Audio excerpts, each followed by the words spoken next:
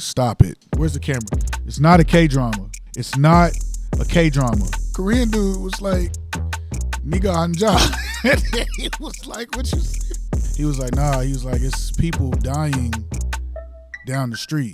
Stop it. You know, when you're trying to get something done, I hate that, man. And it's just, it's such a waste of time.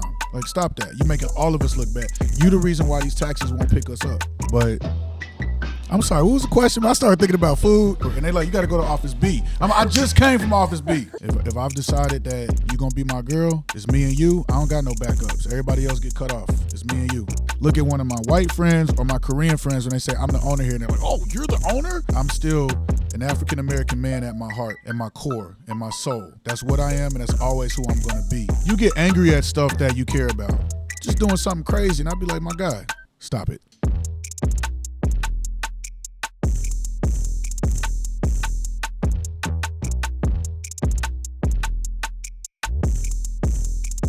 Pinnacle, hi. Hi. Thank you for taking the time to be a part of this interview and this project and for having us here at Lit Lounge. No doubt. Thank you for bringing me. For those who don't know you yet, who is Pinnacle? Could you please introduce yourself? All right. Pinnacle is somebody that came from Cincinnati, Ohio in America. Somebody that went through a lot of difficulties, a lot of obstacles, hurdles, as many of us have. But, you know, Pinnacle is somebody that decided to overcome those difficulties and use those setbacks as the way to strengthen and embolden himself so that he could build something bigger than himself so that he could touch other people that's going through the same things that he dealt with in the past. So that's Pinnacle in a nutshell. That's really bold, you know. Thank you for sharing this. And let's talk about your experience in Korea first. Okay. So how long have you been living in Korea? A little more than 10 years now. It's I came here 2 times. First time I was here for about 3 years, I guess, and then this time it's been close to 10 years, so it's almost 13 total. Yeah, so it's been a long time.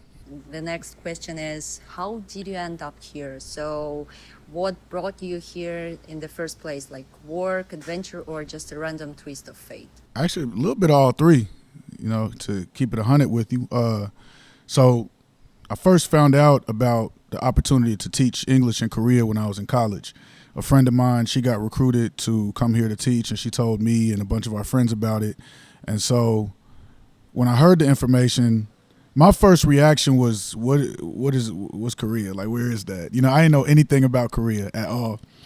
And my friends, for some reason, everybody was like, nah, I don't want to go, which I thought was crazy, you know, because none of us we never left the country. No, nobody speak a different language. You know what I'm saying? Like, Americans don't grow up like that. We grow up speaking English unless you have a family that's from another country. You know what I'm saying? And so, and again, like I said, I didn't know anything about Korea at the time, so I had to research it. You know, I knew North Korea, you know, and I was like, man, if I go somewhere to get blown up, that's not a good look.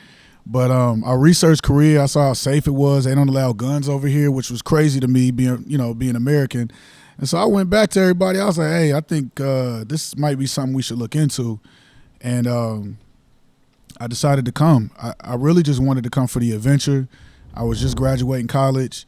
And, I had some prospects about what I wanted to do next. Actually, I wanted to go to law school. That was the plan. I studied criminal justice as my major. And so the next step was to go to law school. But I wanted to at least do something before I went right back into school.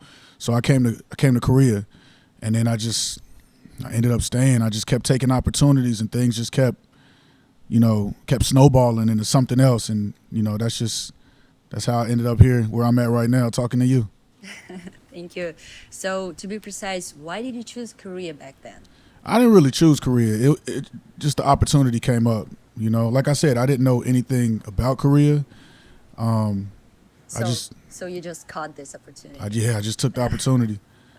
So would you say you feel here now like home? I don't know how to. That's actually a difficult question to answer, to be honest with you. For me, home is Cincinnati. That's where my family is. You know what I mean? That's where I grew up. That's where I have my fondest memories.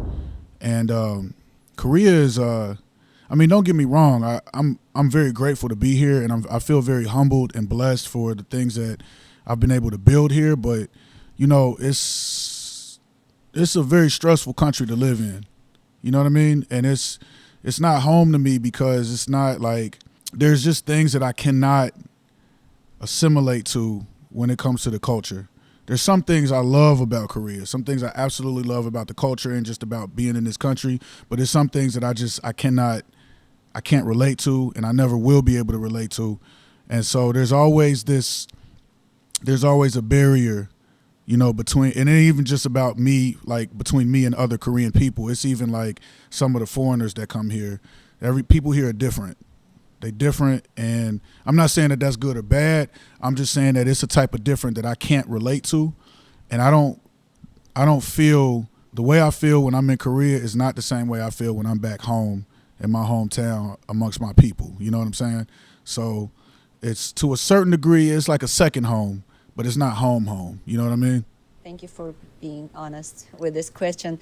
And back to that days, was your first year here a total culture shock or more like a smooth ride? Total. Ain't nothing, yo.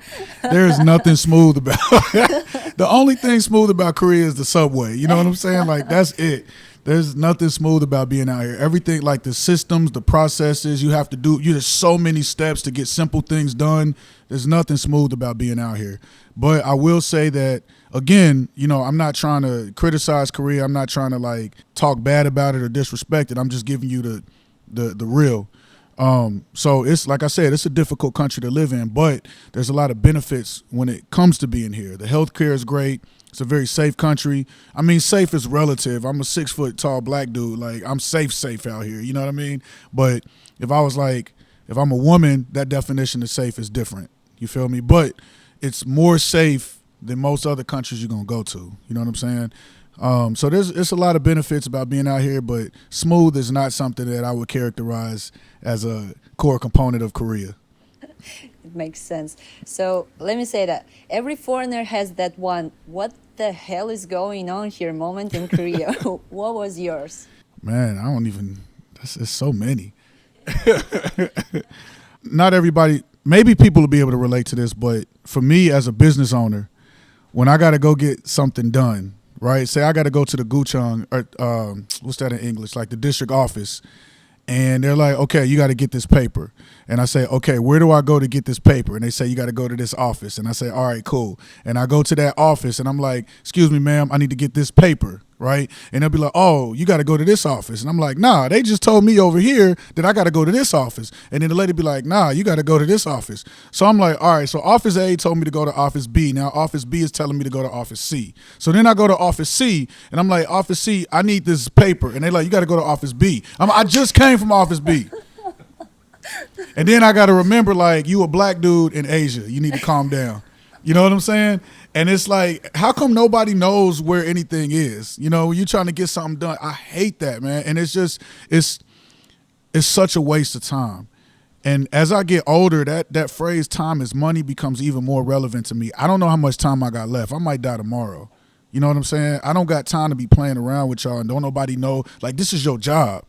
You don't know how to do your job, you need to get fired. You need to go somewhere else. And somebody else need to step in and tell me where I got to go to get what I need. I don't got time to be running all over the city. So that type of stuff is like, what the hell is going on here? Were there moments when you seriously thought about leaving? Yeah. Many? Yesterday. What happened yesterday? Nah, it's just I'm just playing. Nah, but I mean, yeah, that's a thought all the time. I always think about that. But I also know two things. Number one, if I go back home, I'm gonna have the same thoughts. I'm gonna be like, why am I here? I got to get up out of here, right? But then number two, no matter what, no matter where you at in the world, what it is that you're going through, there's always going to be benefits to where you at, and there's always going to be, not necessarily consequences, but there's going to be difficulties, right? And so the only thing that you really have control over is your perspective, right? So you can choose to focus on the difficulties or you can choose to focus on the positive things. So even when I feel like, man, I'm ready to get up out of here, I still got to think like there's a lot of positive things that I got going on right now. And I got positive people around me. And I got people that depend on me. I can't just bounce and leave everybody else hanging. You know what I'm saying? I think it's just natural to have those thoughts. But, you know, the action is what's the most important. And one thing I'm not going to do is I'm not going to give up, and I'm not going to let down the people that depend on me. Could you please tell the story? What happened? Maybe the toughest story, your experience in Korea. Like, what happened that you thought about this, about leaving Korea? All right, so this was back in 2016. I opened I can't even say I opened it. I partnered into a business. So it was already an established place, and it was two partners, and one partner was a friend of mine. He's like a older brother type figure, you know what I'm saying? And he decided he wanted to leave because he was like, I make more money with my other bar, but I know that you out here doing your thing with promotions and entertainment and stuff. This might be a good opportunity for you. So when I got that opportunity, I talked to the people around me, and everybody was hyped. It was like, oh, we got to do this. Like, we can make an actual club. Like, we got to do it. And so it's so many lessons in this story. I'm going to try to keep it short. But lesson number one, I let the hype dictate my movement. You know what I'm saying? What I should have did was I should have sat down and really thought about it. I should have did my due diligence on who this other partner was. But instead, I was like, man, we got this opportunity to do this and this. Let's go for it. So we went in, and I took all the money I had, everything that I had, and I put it into this place. And we shut down in 6 months. And the reason we shut down, first of all, I got to take accountability. It's my fault. The partner screwed me over. And again, that's my fault because I rushed into the situation and I allowed that partner access to even be able to screw me over, right? And so, I mean, without going into all the details, like it was just a problem. And because he screwed me over, it caused problems for all the other people that work with us. It was people that didn't get paid. Once we shut down the business, I basically had to show everybody, like, you got to go to this office and sue us so that you can legally get your money back. You know what I'm saying? So that was weird. People calling me like, yo, what do I put on this paper? And like, you got to put this down and this, and here's the number. You know what I'm saying? So after that happened, man, like, man, it was such a crazy. So it's like, I'm already, like, that was a big public defeat. You know what I'm saying? It's not like I took an L and I just, like, nobody knew. Everybody knew, like, oh man, Pinnacle just shut down his business. He closed it. And not everybody knew the reason. It didn't even matter. It's just, that's like, that hurts your pride. Everybody know what's going on. You know what I'm saying? So that's number one. Number two, I ain't had no money. I mean, I'm talking about broke. And I done been broke before. You know what I mean? Like, like I said, I done been through a lot, and I didn't come up with a lot of money. It's not like my family is rich or nothing like that, so I know how to survive without money. But see, the thing is, this is a different type of broke. This is broke in a different country where you don't speak the language fluently. You ain't got no family around you. The only people that's around you is people that you cool with or your friends, but ain't nobody gonna take care of you like your grandma is, for example. I don't got no uncle that I can call and be like, yo, like, let me come work with you for a little bit so I can get my bread up. It's not like that. I ain't had nobody. So that was just like, it was just like layers on top of that defeat. You know what I'm saying? Rent coming up. I don't know how I'm gonna eat the next week. You know what I'm saying? Like, when you facing that type of difficulty, man, it's easy to give up. It's easy to be like, yo, I'm gonna just go back home and find a job. And I remember this day, actually. Believe it or not, I just had this conversation about a month ago. There's another friend of mine that was going through something similar right now. I told him the same thing I told myself. I said I was in the shower one day, and I was looking at myself in the mirror. And I started talking to myself, and I looked me in my eyes, and I was like, what are you going to do? What are you going to do? Are you going to give up and go home and think about this moment for the rest of your life? Or are you going to man up, figure it out, come up, and think about this moment for the rest of your life? And I had to make that decision. So I decided I was going to stay, I was going to figure it out, and I was going to come up. Because one thing I'm not going to do is live with regret. But that was a life-changing moment for me. If you don't mind, let's continue our conversation about your business here. Hmm. You launched this business on the very same day the Itaewon Halloween tragedy happened. This is the darkest night of this history. And what do you remember from that day, and how did it affect you on your business in the days that followed? So actually, we didn't open on that day. We opened on I think the date was October 27th, which was a Thursday. That was like our soft opening, right? Then October 29th, which was a Friday, or sorry, 28th, which was a Friday. I think I'm getting my dates right. 2022, October 28th, we had a performance. But again, it was still like a soft opening. It was like us just trying to get things together. And then our grand opening was to be on October 29th, 2022, which was Halloween Day, which I was already upset about because we were supposed to open in September. But the reason we couldn't open is because it was rainy season. You know, it was like not, we don't even call it rainy season. It's monsoon season in Korea. And we had a leak in the ceiling. So we couldn't fix the leak till the monsoon season was over. And that year, it was a late, like the season came late. So we wasn't able to start construction until I think like the middle of September, something like that. The absolute earliest date that we could open was on that Halloween weekend. So I'm already salty, you know what I mean? Because I'm like, man, we could have had a whole month of getting money before the biggest night of the year. But anyway, so that night, man, it was crazy. It was popping. Like our opening party was popping. I think we sold every table in here, and people just kept coming in. It got to the point where I was like, yo, y'all got to stop coming in here. You know what I mean? It was like too many people coming in. And a homeboy of mine, dude that's in the military, he came up, and I said what's up to him, but his face looked real weird. I was like, what's up? And he was like something was wrong with him, you know. So I stepped outside. I'm like, yo, you good? He's like, hey, we got to go outside and talk. So we walked outside, and he was like, hey, it's people dying down the street. And I'm like, is this some kind of Halloween joke? Like, you know what I'm saying? Like you don't start with the punchline. You know what I mean? What you mean? He was like, nah. He was like, it's people dying down the street. And I'm like, what you mean people are dying? He's like, bruh, there's people laid out on the sidewalk dead. And so I'm trying to, I can't, it's like it's like I hear the words, but I can't understand what he's saying. And so I'm like, why? What is it that's causing them to die? And he was like, we don't know yet. We're trying to figure it out.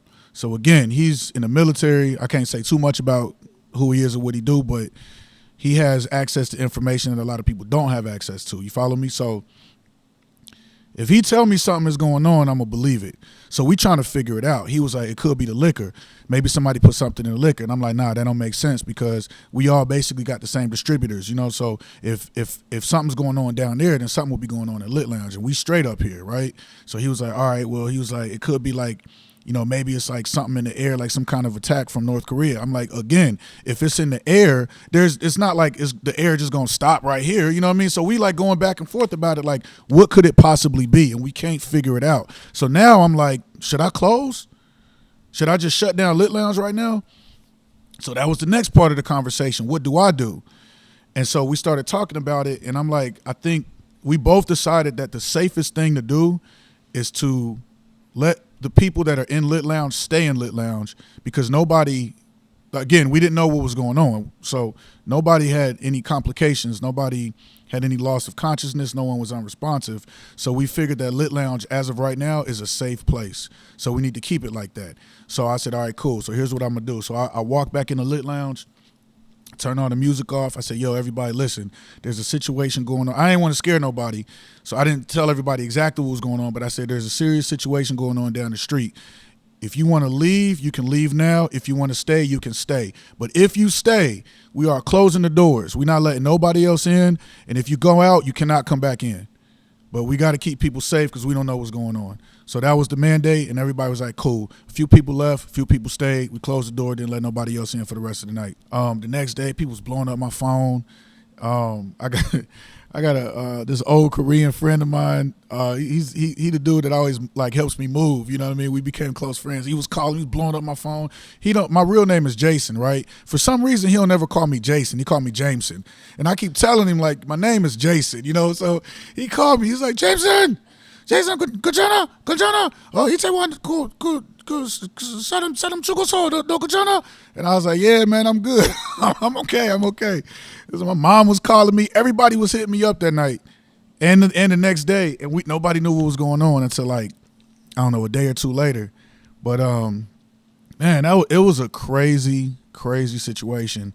And then for that next year, man, I don't think I've ever struggled that hard with business than after. I mean, it was worse than COVID. It really was worse than COVID. Nobody wanted to come to Itaewon. Nobody showed up. The streets was empty. I mean, all day empty. Like, at least with COVID, people was at least there during the daytime and the evening. But it was empty all day and night. Crazy. I don't even know how I'm still here. You know, so yeah, that was the craziest opening weekend I ever had in my life. But you decided not to shut down your business, but decided to continue. Right. Why did you decide this way? It's a story I just told you. I made a promise to myself back in 2017 that I was going to come up. So whatever I got to do to come up, I don't have no plan B. You know what I'm saying? When you make a decision, that's the decision you make. I remember this conversation, like a marriage, right? That's right. It's like a marriage. That's right. You got one shot. Make it happen. Make sure you make the right decision, because you don't need no plan B. If I've decided that you're going to be my girl, it's me and you. I don't got no backups. Everybody else get cut off. It's me and you. As someone running a business, what's the biggest lesson Korea has taught you about work or business? I wouldn't say that this is just relevant to only Korea. This is just in general. When it comes to anything, when it comes to business, sports, your relationship, whatever it is, whatever you got to do work for, number one rule is work hard and be good to people. If you do those two things, everything gonna fall into place. So this is the only one lesson you... That's not the only one. I got quite a few. But if I can only pick one, that's the one that I would pick right now. Is it hard to run a business in a country where Yes. you're still learning the culture and the spoken rules? Yes. What's the hardest part? I'm going to keep it a buck with you. I think a lot of people probably think the hardest part is the language barrier, but that's not it. It's not the language barrier. It's not the culture. It's yourself. That's really hands down the hardest part, because even if I was doing business back home in America, there's a lot of difficulties and hurdles and just struggles that I'd have to go through in order to be successful, right? And so over here, it's just, there's still difficulties, there's still hurdles. It's just that they're a little bit different. But at the end of the day, the hardest thing that you got to do is to continue to persevere, even in the midst of those difficulties. And then on the flip side of that, even when you up, you got to remember to stay humble and stay grinding. So it's another lesson that I would say, like, when you down, keep your head up. And when you up, keep your head down. That makes sense? That's the hardest part. Just, persevering through your own difficulties. I tell people all the time, people come in and they be like, oh man, I wish I could do this. I wish I could do what you're doing. And I'm like, you can.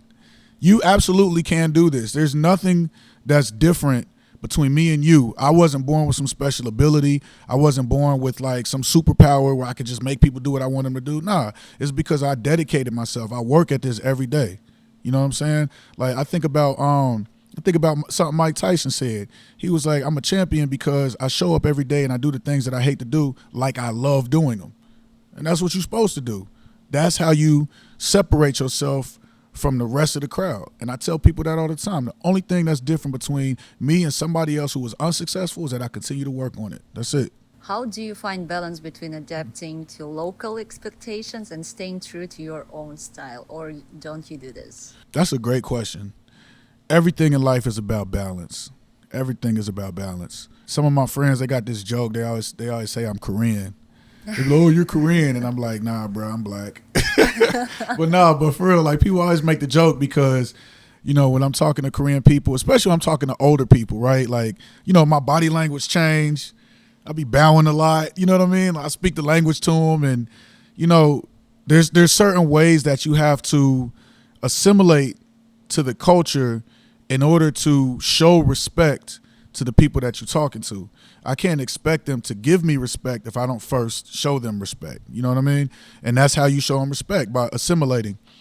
But with that said, I'm not trying to replace my culture with Korean culture. You know what I mean? I'm still an African American man at my heart, and my core, and my soul. That's what I am, and that's always who I'm going to be. So there's certain phrases or words that I'm not going to tolerate in my presence. You know what I'm saying? There's certain things that I'm just not going to do. Like, there's just certain stuff that black people don't do this. You know what I mean? I say that joke all the time, but sometimes it's not a joke. I'm not going to do it. Just because I am who I am doesn't mean that I can't assimilate and adapt to my environment, because as human beings, that's how we survive. That's how we thrive. You know, adaptation. It's part of who we are as the human species. But was there any moment when you realized, okay, I'm actually belong here? I belong anywhere I'm at.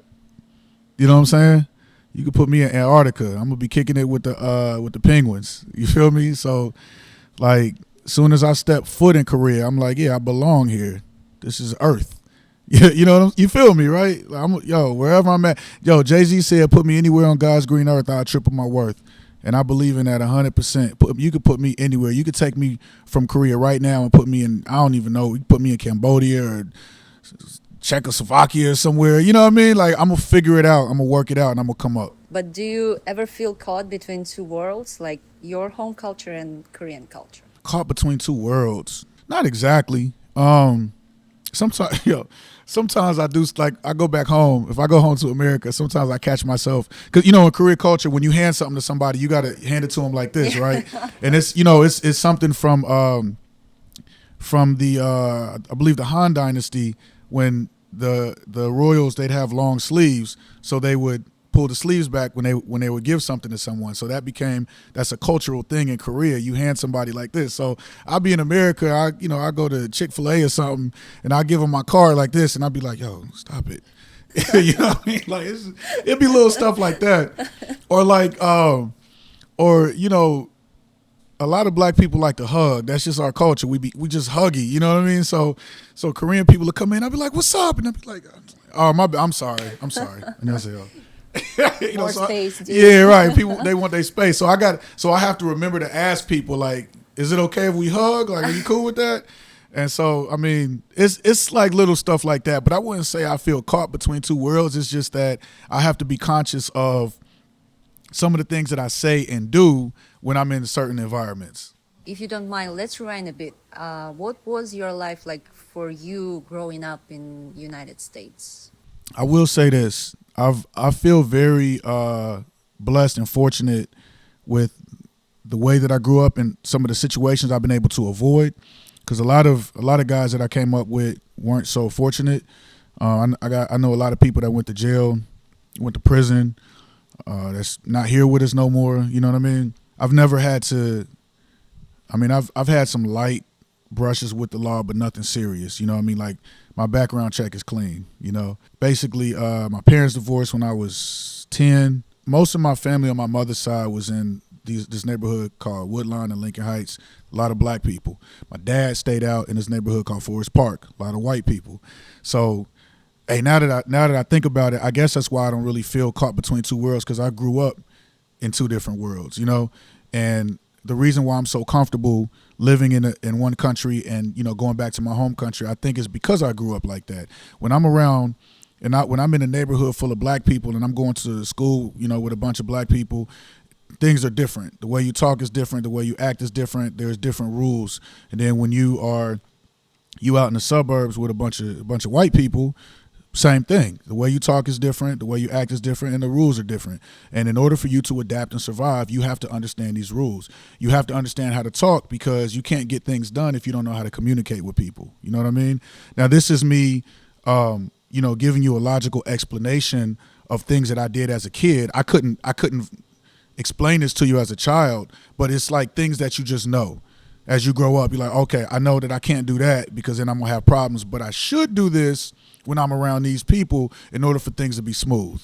You know what I'm saying? So that was interesting. I have family. I ain't gonna go into it, but I have family issues growing up. I feel like a lot of people do, and that affected me in profound ways. And as I grew older, because of those difficulties that I had to go through, I truly learned and understood the art of forgiveness. And I also continue to understand that regardless of the things that you've gone through, because you got stupid people that are in your bloodline, even though it has an impact or some effect on you, you cannot use that as an excuse for bad behavior or for disrespecting other people, because you are still in control of yourself. You are still in control of your mind and your body, right? So whatever you need to do to overcome those things that you've gone through, whether it's therapy or, confronting that person or confronting the situation, do what you got to do, but you got to take accountability. And you also have to remember that, you are the person that is in control of your life once you become an adult. So anyway, I went through that when I was younger, and then I went to college. That was another experience. I went to the University of Cincinnati, and I felt like I really got a lot out of that experience. I pledged a fraternity, Alpha Phi Alpha. I got tapped into honorary fraternities, which was crazy to me. Like I didn't expect to, coming from where I came from, to go to college and have these honorary establishments where they select you to become a part of it, for them to say, like, we want you to become a part of Sigma Sigma, for example. Like, that's crazy to me. So it's just, and it just kind of speaks to the fact that it's not always about where you come from, but it's where you decide you're going to go. Yeah, so I know I didn't really go too in depth in that, because I don't want to go into too specific situations, but I had a lot of ups and downs coming up, but I think I turned out all right. Do you feel like your upbringing in United States shaped how you see this life? I mean, even how you deal with Korea now? 100%. 100%. Yeah, absolutely. Cincinnati is a very interesting city. About 20 years ago, maybe a little bit longer, I can't remember, but we had like the race riots downtown. They was rioting because Timothy Thomas got shot by the police. He was an unarmed black man. And cases like this happen all over the country, so as black people, we grow up with a strong mistrust of law enforcement, because law enforcement has a history of systematically breaking us down within our own communities, over policing us and using the system to keep us oppressed, which is actually that was the thing that actually made me want to go into criminal justice and to study it, because I just couldn't understand. Like, I would see stuff going on in my neighborhood, and I'd ask my friends, like, yo, why the police, why are they able to do this? And they'd be like, oh, well, they the police. That was always the answer, because they the police. Well, who polices the police? You know what I'm saying? Like, who do we talk to stop this? Nobody could give me an answer. So I'm like, I'm going to find it out myself. So I went into criminal justice, and I started to learn more about the system from an insider's perspective. And, you can't change anything if you don't become a part of it, And so, and again, with that said, let me be clear. I'm not saying that all cops are bad. I know that that's a phrase in America, like ACAB, all cops are bad, but I don't believe that, because in my time in the criminal justice field, I have met some amazing people, cops, lawyers, judges, people that really do want to make a positive change in their community, which is why they entered into law enforcement. The problem is you got some horrible people in the criminal justice system that want to make things bad because it's good for their personal gain. I feel like I'm getting a little bit off topic here, but the point that I'm trying to make is, me growing up in a country that has a history of beating down black folk certainly shaped my perspective of the world, and it keeps me on guard. And I have to remember that as a black person, no matter where I'm at in the world, I'm a representative for all black people in the world. All of us are. And I'm not saying it's good or bad, but that's what it is. What's that dude? I forgot that dude. I don't even want to say his name, even if I remembered it, but it's this black YouTuber that be going around doing crazy stuff all over the country. You know what I'm talking about, right? I hate that guy. The lack of respect I have for him, because he's the type of person that make all of us look bad. You know what I'm saying? It's been times where I be out in the street and I be seeing certain black people that may or may not be from America. You know what I'm saying? They might be from Africa, somewhere else, just doing something crazy. And I'd be like, my God, what you doing? Like, stop that. You're making all of us look bad. You the reason why these taxis won't pick us up. Yeah, growing up in America definitely shaped my perspective about me being black.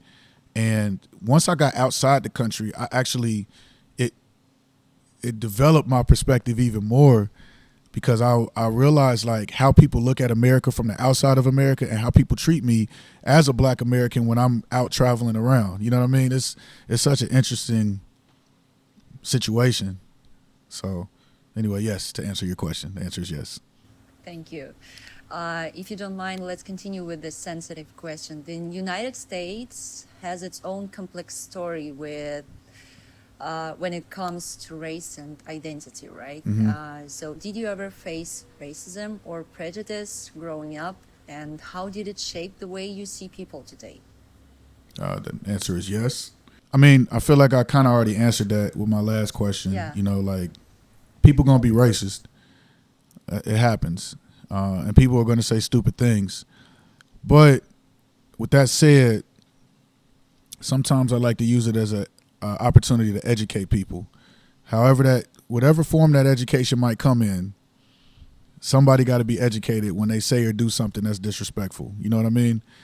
And I've had like Korean friends come up to me, like, "Oh, what's up, nigga? Whoa, whoa, whoa, whoa, whoa, whoa.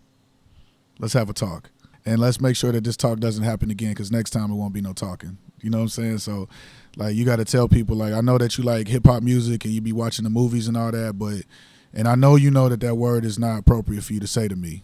You know what I'm saying? So sometimes I got to check people on that. And, you know, I remember the first time I got called the N-word, actually. I was, I think I was like 8 or 9 years old. I was at a friend's birthday party, and my friend Gary's mother called me the N-word. It was crazy to me, and I didn't even know what to do. I just started crying, because I never experienced that from a white person before, you know. And yeah, I just didn't know what to do. And my mom came, and she didn't even know what was going on at the time. She just came to pick me up, and she saw I was crying. And I've never been an emotional kid. I don't cry a lot, you know. And so she was like, "What's wrong with Jason?" And they told her, like, "Yeah, what you call it said this to him." And she said, "What?" And I don't really remember what my mom did.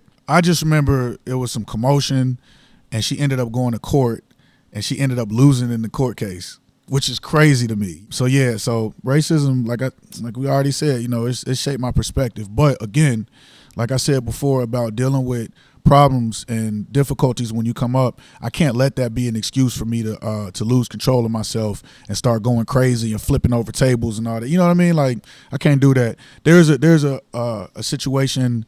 This was back in like 2009, maybe 2010, where there was a black dude on the bus, and he thought some Korean dude called him a nigga. But, you know, but the Korean word "you" is "niga," right? So, like, I mean, it's not funny, but it's kind of funny, you know? So he on the bus, and the story goes that this old Korean dude was like, "Niga anja." And he was like, "What you say?" It's like, "What you say?" "Nigga, you, nigga." So dude started going crazy on the bus. You know, "What you call me?" And he just lost it. And they recorded him threatening the dude. You know what I'm saying? You know, like he was gonna punch him. So I mean, it's funny, but it's not funny. You know, I mean, like the situation, like when I explain it, like the word "you" is "nigga." That's crazy. You know what I'm saying? And so, like, it could have been a Key and Peele skit, but it was reality. I felt that brother. I know exactly how he felt, but also I can't agree with that type of behavior. Just because somebody disrespects you like that does not mean that you need to lose control of yourself. And on top of it, the craziest part about it was the guy was being nice to him. He wasn't even being disrespectful. He was trying to be nice. So that's another lesson I learned. Like, we look at life through different lenses, and you got to try to see that other person's lens. Maybe when this person does this, they don't mean it as a sign of disrespect. Maybe I think of it as a sign of disrespect because of where I'm from and what I've been through. And I gotta remember that too. People do things, and I gotta check myself. Like, yo, chill. Like, he probably didn't mean it like that. Do you think living in Korea changed how you view the United States now? I mean, like when you look back now, what do you see differently? I don't think it changed how I viewed the United States, because I always been angry at America. You know what I'm saying? Like, ever since I started learning Black history, I just been mad. Not angry to the point to where I'm about to, like, where I'm unpatriotic, or where I'm like, I hate America. It's not like that. But you get angry at stuff that you care about. If somebody in my family is doing something that they're not supposed to be doing, I'm going to be angry about that because I care about my family. You know what I mean?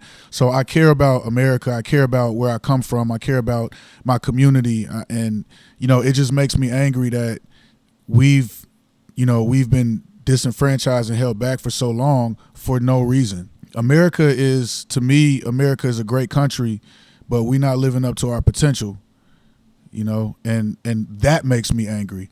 So being overseas, it hasn't changed anything about how I feel about America. I feel like we still have the potential to be better, and we're not living up to the potential that we could be, and because we're so focused on holding back certain groups of people because other people that are in power got racist tendencies. You know what I'm saying?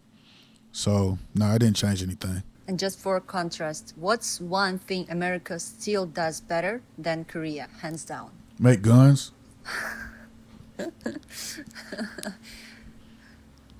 Can't compare this. Did I lie? I mean,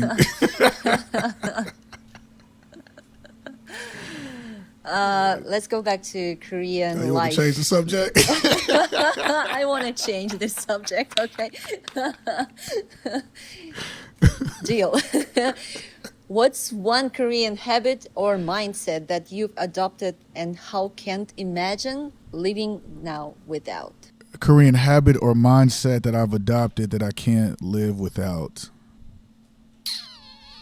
I don't know. I really don't know. I'm not sure.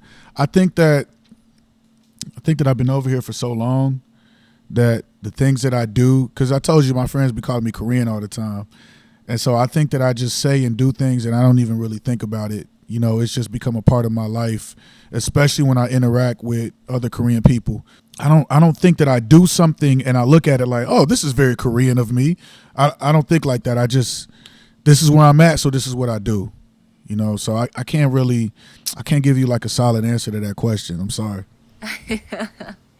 That's okay. On the flip side, what's something from your home country that you miss the most or refuse to give up?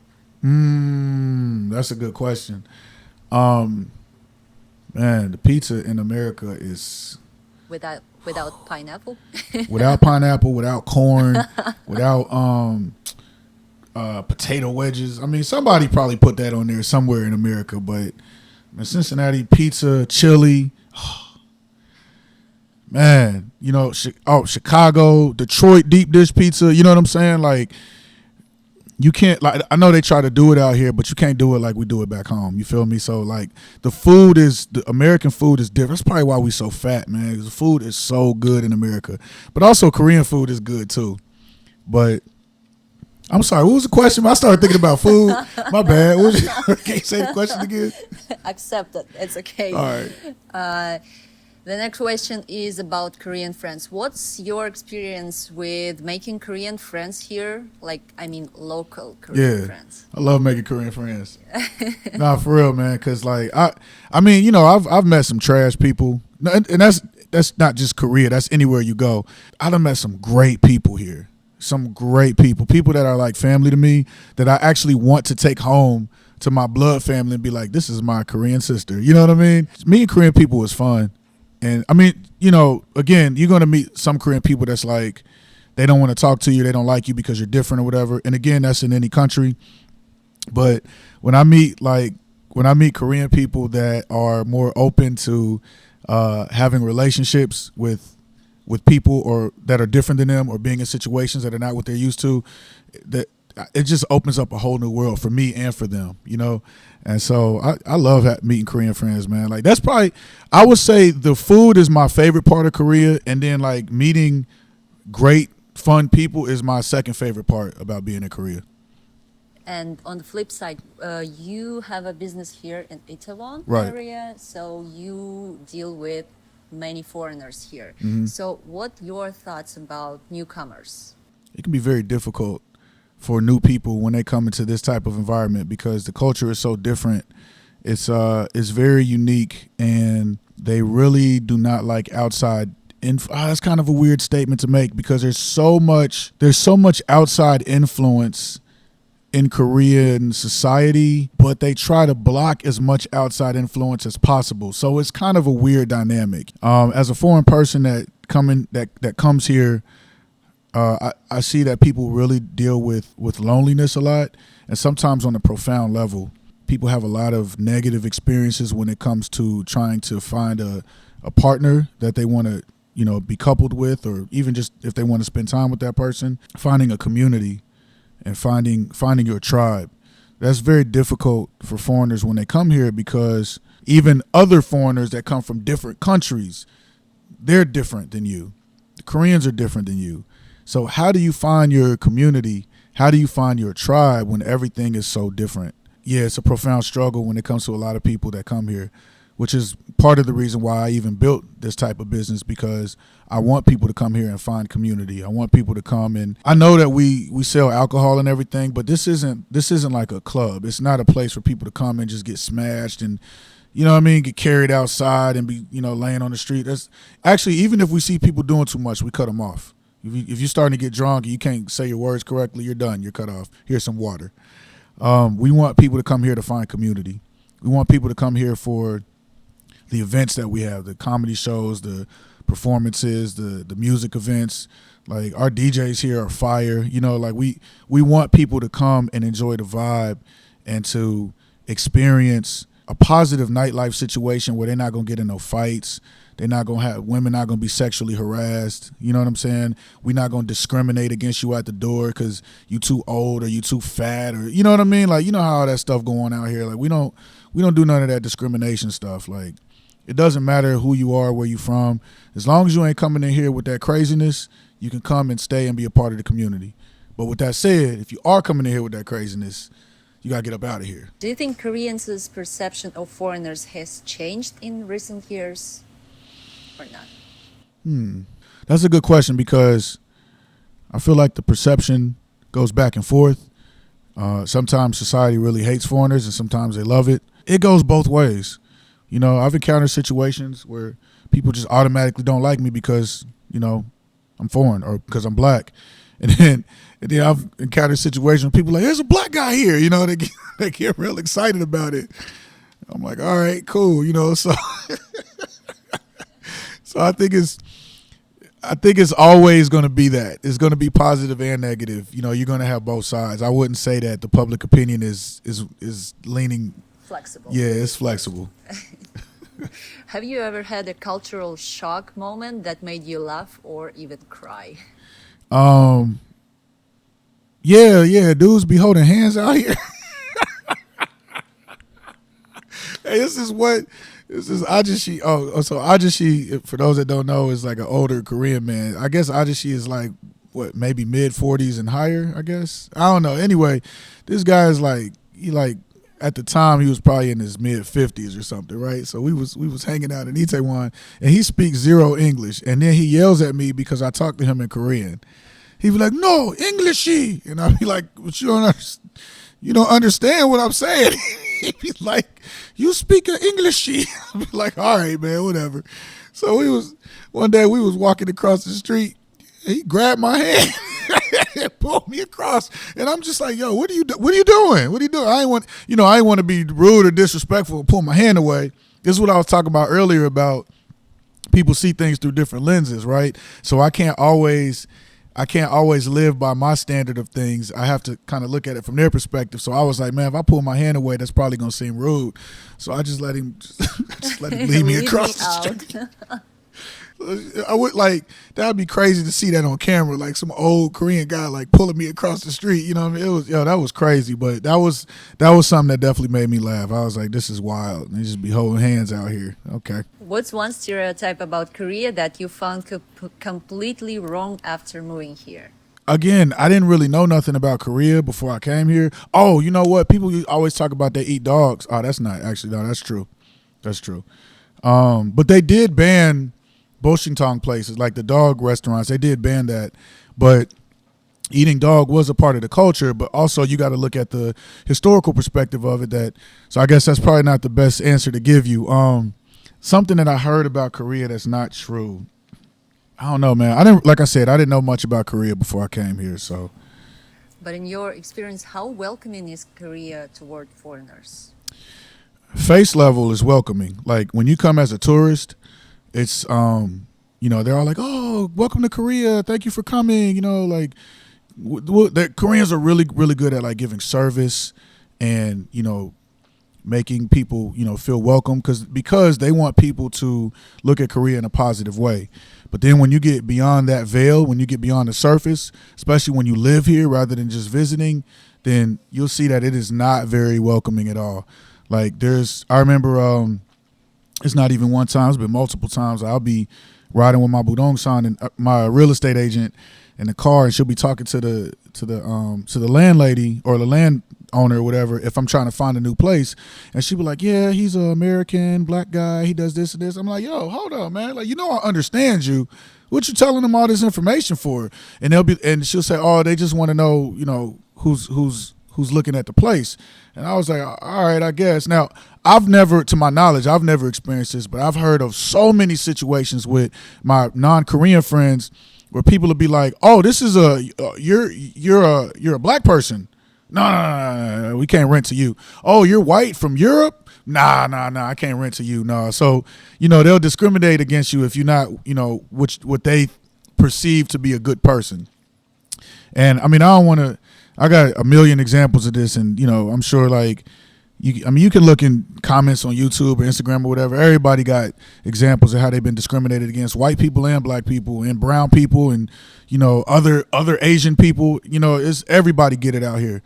And so surface level, they're welcoming because tourism is big business. They want you to look at Korea in a positive way, but like I said, when you get past that veil, you start living here, you experience a lot of difficulties just because you're not Korean. Have you ever felt judged subtly or directly for being a foreigner running a business here? Of course. Many times? Yeah. Absolutely. But that's part of the game. I kind of take pleasure in it. I kind of love it. Like challenges? It's not even a challenge. It's just like people come in, and so usually if people don't know who I am, I'm not that guy to where I'm like, I'm the owner here. That's not my style. But if there's a problem or something that needs to be handled, then I'm gonna come up and be like, "Hey, like, how can I fix the situation or whatever?" And they're like, "Yeah, we need to talk to the owner." And I'm like, "You talking to the owner? You? Yeah, me. So what do you need?" And then everybody's like, "Oh, I didn't know. I didn't know you were the owner." You know what I mean? If I was some white dude or some Korean dude that came up and I'm like, "Yeah, I'm the owner," I'm sure they'd be like, "Cool." I mean, not even I'm sure. I've seen it. Not surprised. Yeah, like not surprised. And I got a lot of friends out here that own businesses, and sometimes they have to handle business as the owner of that establishment. And I ain't never seen nobody look at one of my white friends or my Korean friends when they say, "I'm the owner here," and they're like, "Oh, you're the owner?" They never did that to them.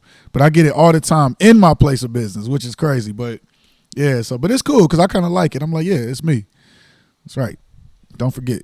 If you could talk to yourself before moving to Korea, what would you say? Don't do it. No, I'm just playing. Run. Right. Nah, I wouldn't tell myself nothing. The difficulties and the failures and the struggles, the hardships that I've had to face while being in this country, it didn't break me. It strengthened me. It developed me. It made me a stronger man. It gave me clearer vision. It deepened my faith in God. It made me more of who I am and more of who I'm supposed to be in the future. So I wouldn't even tell myself nothing. I just let myself do what I was supposed to do. I appreciate that attitude. No doubt. What do you think living here has taught you about yourself more or something differently? That I'm not weak. You know what I'm saying? Like you should be saying positive things about yourself to yourself, but you don't know if those things are true until you've been tested, you know? And we have to go through. God gives us tests on purpose. Like, we have to be able to understand who we are, why we're doing what we're doing, and if we built to sustain ourselves through these difficulties, we have to be tested. And so, yeah, if there's anything that I've learned while being here is that I am not a weak man. Do you see yourself staying in Korea long term, or do you think of it as just one chapter in your life? I think that I'll have ties to Korea for probably the majority of my life, but staying here, I mean, I've already been here for a pretty big chunk of time, and you know, I think that time is starting to wind up. I'm looking at other opportunities and other things that I want to do in other places of the world. I want to go see more things, but I think that I'll have ties to Korea, you know, for decades, you know. But living here, I don't know if I want to continue to do that for too much longer. All right. If you're full of hope, bring that down a little bit. If you're unsure and you're feeling like kind of discouraged, bring that up a little bit. You know what I'm saying? Everything got to have balance. Don't come here and be like, I'm going to be a model and everybody's going to love me. It don't work like that. Don't come here and be like, I saw this K-drama and the boys here are so great and they're going to take care of me. Stop it. Stop it. Okay? Stop it. You come here, you got to look at things for what they are. You got to look at life for what it is. People are going to squat on you. People are going to disrespect you. People are going to be mean to you. You're also going to meet great people. You're going to meet people that are going to change your life in a positive way. You're going to meet people that are going to give you hope and give you strength and give you energy. You are the person that is in control of your destiny. You have a decision on if you're going to stay around these people that are going to hurt you and make you feel bad about yourself, or if you're going to stay around people that are going to build you up and strengthen you. You feel what I'm saying? So for these new people that are coming to Korea, don't come in here pretending and thinking like this is some kind of wonderland and it's great. Just because this is a safe country doesn't mean that this is a safe country. You know what I'm saying? You can still get hit in the head. They might not have guns, but you can still get robbed. You can still, you can still experience certain type of assaults. You follow what I'm saying? Especially when it comes to being a woman. Keep your eyes open. Keep your head on the pivot. Pay attention to where you at. The culture here is is more of a peaceful culture. Like, you can leave, which is crazy to me. You can leave your cell phone or your whole notebook on the table at a coffee shop and walk away and go to the bathroom and come back and it'll still be here. Crazy. But don't get comfortable. You know what I'm saying? Because somebody might not steal from you like that in Korea, but when you get comfortable like that and you go to another country, you're going to get your cookies took.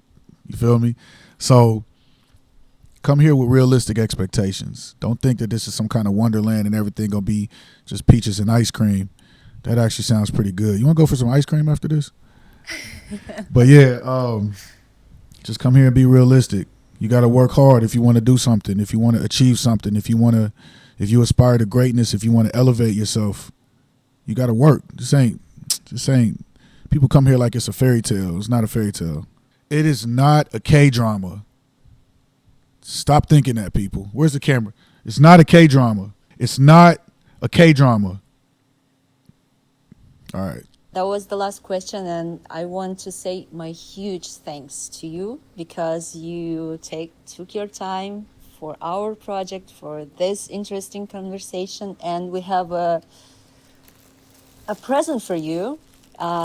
We have a sponsorship from that guys who were in our first episode. This is a t-shirt. Nice. From the brand I'm Outside. Thank you. So all right. hope you like it because you love black color. This is cool. Nice. I'm going to wear this tonight. Thank you. I appreciate it. I hope you enjoyed it.